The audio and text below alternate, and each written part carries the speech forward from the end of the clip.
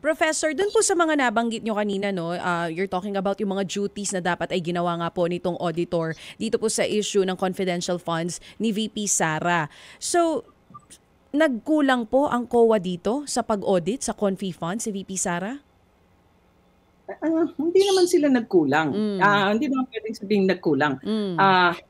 Ang masasabi natin dito ay yung mindset lang. Yung mindset, di ba? Kasi yun ang nag-i-spell ng difference eh. Meron tayong tinatawag na the auditor's mindset.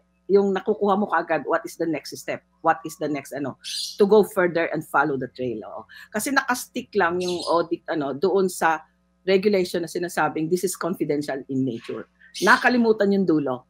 While this is confidential in nature, hindi nawawala yung requirement ng internal control at yung mabigat na tungkulin ng COA when it comes to prevention of IUEE. So sa side ng prevention, yun yung sinasabi ko. Okay. Nakita mong very strong yung incidence ng fraud, nag-call ka na kaagad, nag-memo ka na kaagad, mag-fraud audit tayo or mag-joint tayo ng Office of the Ombudsman. But of course, that's all of the chairperson, not the team.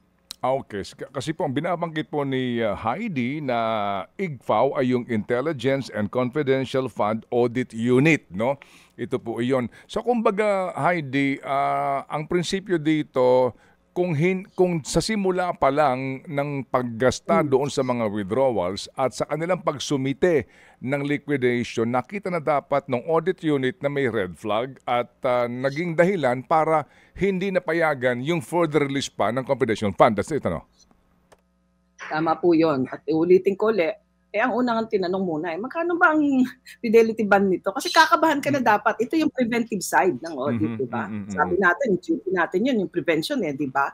So kahit na sabihin mong confidential funds yan, iba ang audit guide. Agree ako. Pero the mindset na nagsasabing, teka, 500 million na pinagkakatiwala ako dito sa SDO na to, nandun sa amount, di ba?